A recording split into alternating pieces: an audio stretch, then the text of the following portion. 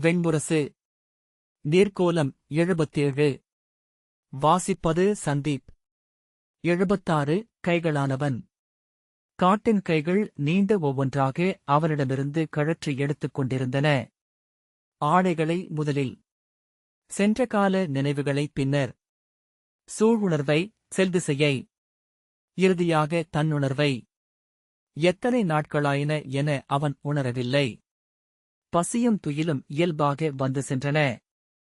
பசித்தபோது உணவு விழிகளுக்கு தெரிந்தது. துயிலெழுந்தபோது நிரப்பைக் கண்டடைந்தான். துயின்றெழுந்ததுமே கால்கள் நடக்கத் தொடங்கின. வன்னி மரத்தடியில் துயில்கையில் அவன் கனவில் ஒரு நாகக் குழவியைக் கண்டான். மிகச் சிறிது, மாந்தளர் நிறத்தில் மண்ணகழ்ந்தெடுத்த தளிர்வேர் போல வளைந்து கிடந்தது. அவன் குனிந்து அதன் நெளியும் வாலை நோக்கினான். குனிந்து அதை மெல்லத் தொட்டான். சீறி மேலெழுந்தது. சிறிய படம் மெல்ல ஆடியது. அது நாகமல்ல, சிறுதழலென அறிந்தான். அதன் உடல்பட்டு சுள்ளிகள் நொறுங்கிக் கருகி எரிந்தன. அனலெழுந்து பெருகி அவன் தலைக்கு மேல் சென்றது. அவன் அத்தழல் காட்டை சூழ்வதை, பெருமரங்கள் அனலால் தழுவப்பட்டு துடித்து பொசுங்குவதை, தளிருடன் இலைத்தழைப்புகள் வெந்து சுருண்டு கருகி பொழிவதைக் கண்டான். அவன் உடல் அந்த வெக்கையை அறிந்தது. அவனை நோக்கி நான்கு புறமிருந்தும் தீ எழுந்து வந்தது. செந்நிறமும் பொன்னிறமும் நீல நிறமும் கொண்ட மூவனல். அவன் தலைமுடி பொசுங்கி கெடுமணம் எழுந்தது. அவன் எழுந்து கொண்டபோது தன்னைச் சூழ்ந்து வரும் காட்டெரியைக் கண்டான். தீ உருமும் என்றும் ஓலமிடும் என்றும் அன்றுதான் அறிந்தான். செந்தழல் அலைகளாக எழுந்து அரைந்து பெருகி வந்தது. அனலுக்கு நுரையுண்டு, துமியுண்டு என்று கண்டான். ஓடு ஓடு என்று உள்ளம் கூவிய போதிலும் அச்சநிற கொந்தளிப்பை விட்டு விழிவிலக்க இயலவில்லை. அதற்குள் சிறு சுழிகள், கரிய நிழலுருக்கள், வெடித்து வெடித்து எழும் வண்ணங்கள். அவன் காலடியை அனல் நெருங்கிய போதுதான் பின்னால் விலகினான். வெடித்த விதையொன்று அவன்மேல் தெறிக்கத் துள்ளி மேலும் விலகிய போது விழுந்து கிடந்த மரமொன்றின் பட்டைக்குள் இருந்து எழுந்து நெளிந்த சிறிய பாம்புக் குழவியைக் கண்டான். குழந்தையின் கைவிரல் போல சிவந்த மென்மையான உடல் அனல் வெம்மையில் நெளிந்து துடித்தது. அந்த மரம் ஈரம் மிக்கதாக இருந்தமையால் எளிதில் எரியவில்லை. ஆயினும் அதன் பட்டை கருகி புகையழ எரிநோக்கி சென்று கொண்டே இருந்தது. சுண்டிச் சுண்டி அவனை அழைத்தது அந்த விரல். எதுவும் எண்ணாமல் அவன் எரிக்குள் பாய்ந்தான். எரியாமல் கிடந்த மரங்கள் மேல் மிதித்துச் சென்று அந்த மரத்தடியை அடைந்து பட்டையை உதைத்துப் பிளந்தான். அதில் உடல் சிக்கியிருந்த நாகக்குழவி பாய்ந்து நெளிந்து ஓடிவந்து அவன் காலில் தொற்றிக் கொண்டது. அதை நோக்கி கையை நீட்டியதும் கையில் துள்ளி எரியது. அவன் அங்கிருந்து இரு மரத்தடிகள் மேல் மிதித்து தீயை விட்டு வெளியே வந்தான். ஓடி அகன்று அப்பால் தெரிந்த நீரோடை நோக்கிச் சென்றான். அவன் தோளிலேறிய நாகத்தைப் பிடித்து நீரில் வீச முயன்றான். அது அவன் விரலை உடலால் சுற்றிக்கொண்டு மறுத்தது. இன்னொரு கையால் பற்றி வீச முயன்றபோது அவன் கைவிரலை கவ்வியது. எறும்பு கடித்தது போல் உணர்ந்தான். கையை உதறிய போது தெரித்து நீரில் விழுந்து நெளிந்து நீந்தி மறுபக்கம் சென்று தழைத்த புல்லுக்குள் நுழைந்தது. அதன் வால் நுனியின் இறுதித் துடிப்பை அவன் நோக்கினான். அவ்வசைவு விழிகளில் எஞ்சியிருக்க தன் கைவிரலை தூக்கிப் பார்த்தான். சிவந்த இரு புள்ளிகள். அதை வாயில் வைத்து கடித்து உறிஞ்சி வாயில் ஊறிவந்த சிலதுளைக் குருதியை துப்பிவிட்டு நடந்தான். இரு கைகளை விரித்தது போல எரிந்தெழுந்து வந்த தீயிலிருந்து தெரித்த காய்கள் விழுந்து வெடித்து பற்றிக் கொண்டு இஞ்சி பொற்பரப்பு எரிகொண்டது. தன் முன் எரி எழுவதைக் கண்டு அவன் திகைத்து திரும்பிப் பார்த்தான். சுழித்தெழுந்து அணைந்தது தழல். முடிந்தது என்ற சொல்லாக தன் அகத்தை உணர்ந்தான். இத்தனை எளிதாகவா? இத்தனை பொருளில்லாமலா? எவரேனும் என்னை கண்டடைவார்களா? வெள்ளெலும்புகள் எஞ்சுமா? எந்தக் கதையில் இது சொல்லப்படும்?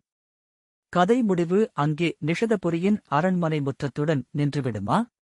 ஏன் அச்சமழவில்லை? ஏன் இந்நிலையிலும் நான் என துள்ளுகிறது என் உள்ளம்? இஞ்சிப்புல் விரைவில் எரிந்தழிய அந்தக் கரிய பரப்பிலிருந்து நீரில் கரித்தூள் கரைவது போல நீலப் புகைச்சுருள்கள் எழுந்து கொண்டிருந்தன. அவன் அந்த சாம்பல் பரப்பில் சென்று நின்றான். அணுகி வந்த செந்தழல் தயங்கியது.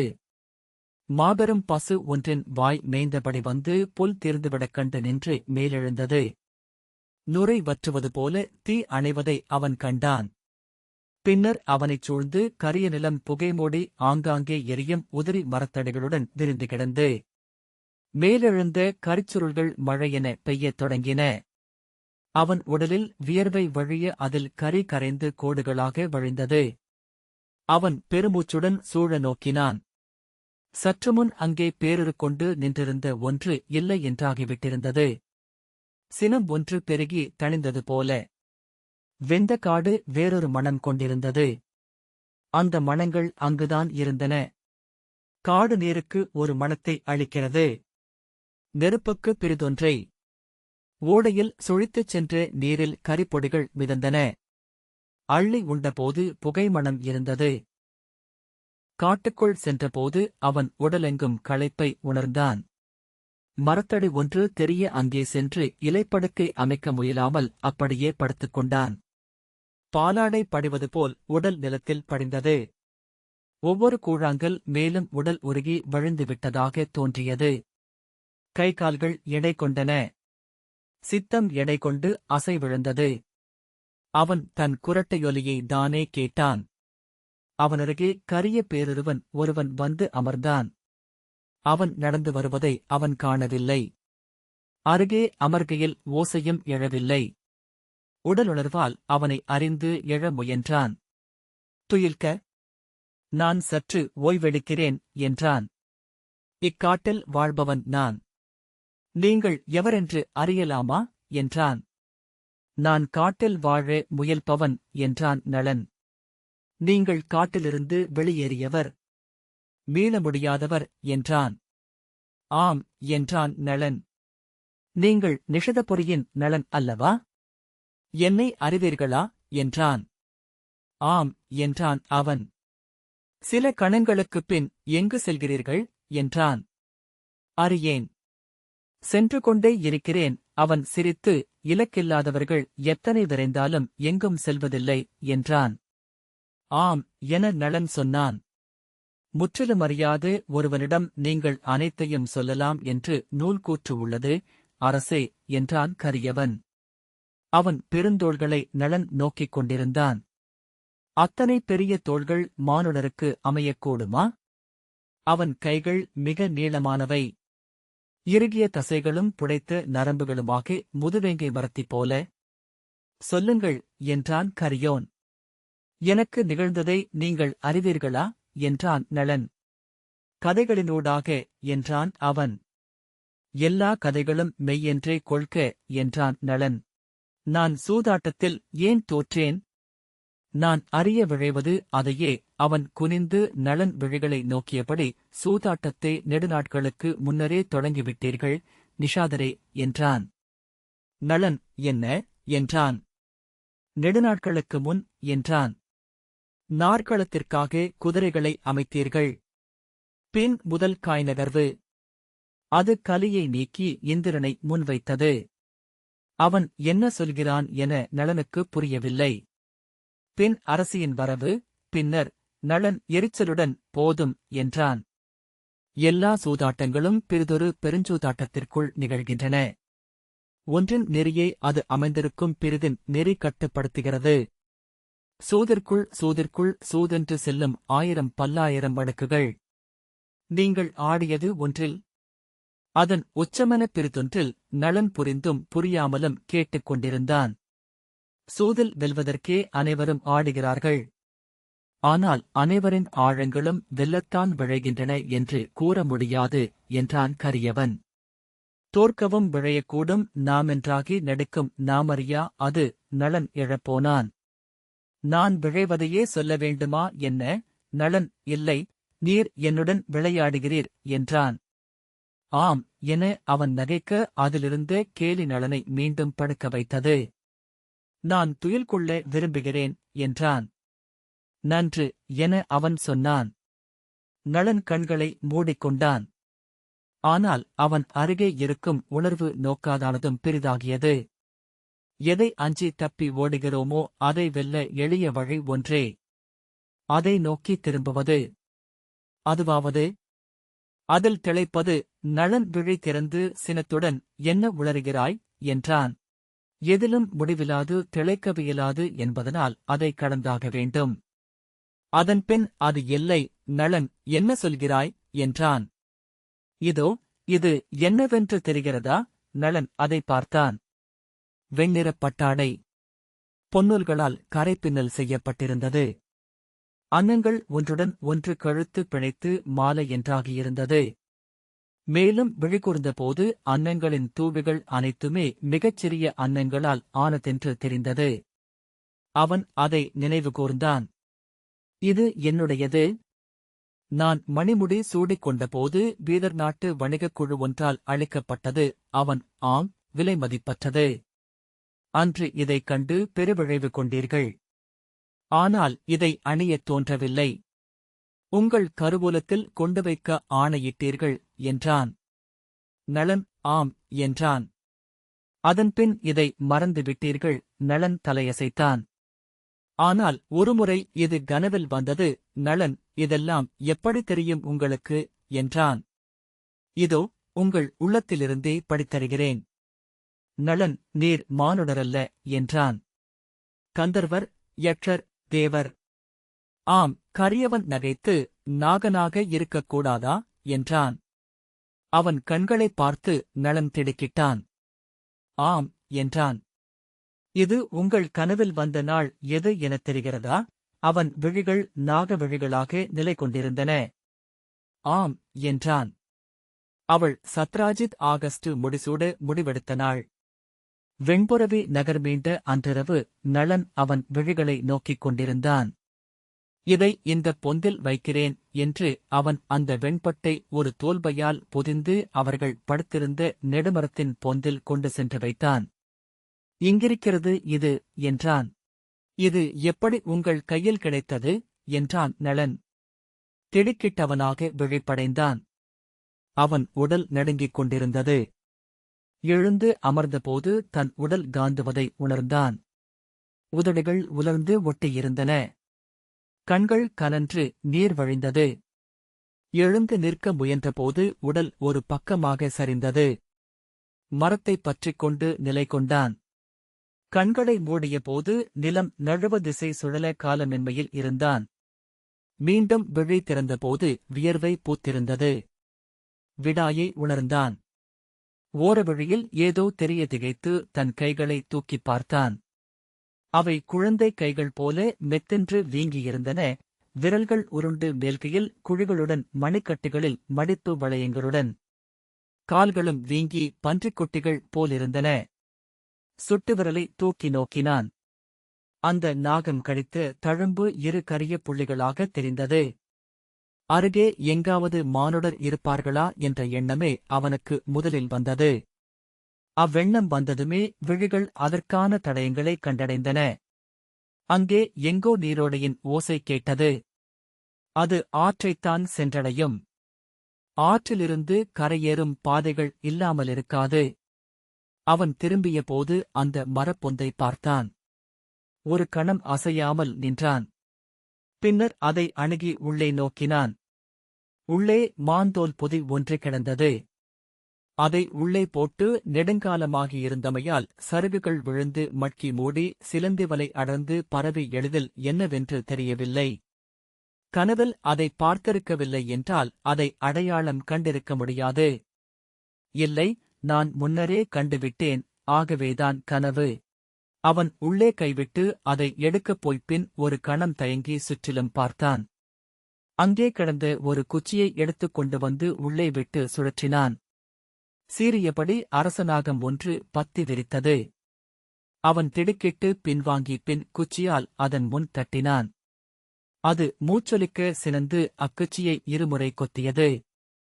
பின்னர் உள்ளே உடலை இழுத்துக் கொண்டு மெல்ல மறைந்தது. அவன் அந்தக் குச்சியாலேயே தோல் பொதியை மெல்ல சுழற்றி வெளியே எடுத்தான்.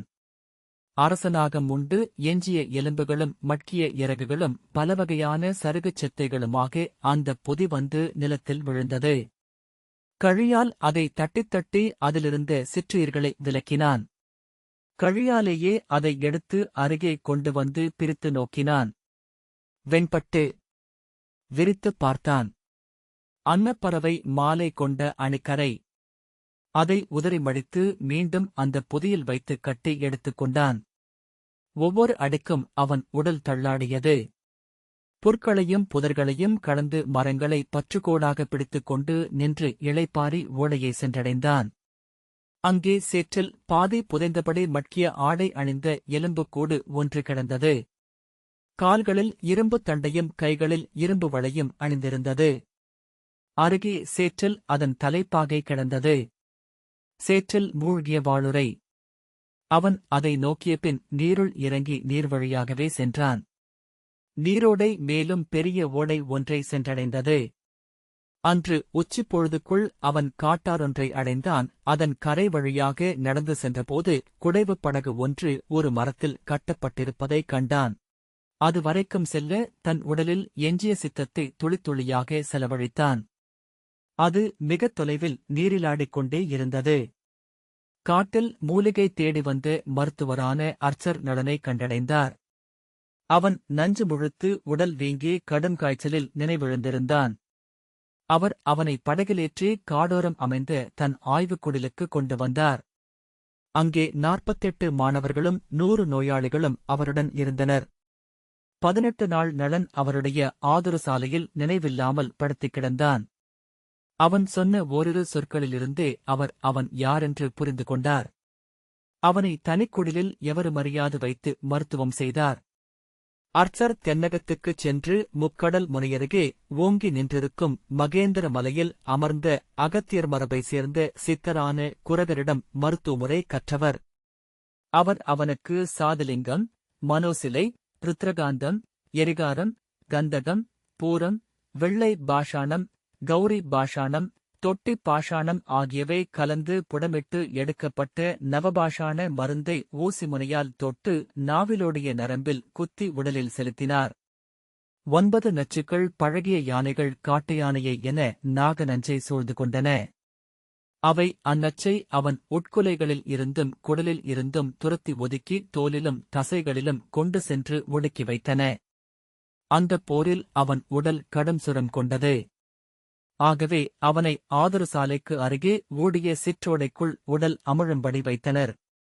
மலைத்தேன் மட்டுமே அவனுக்கு உணவென்று அளிக்கப்பட்டது. நாளுமென அவன் உடல் வற்றி உலர்ந்தது.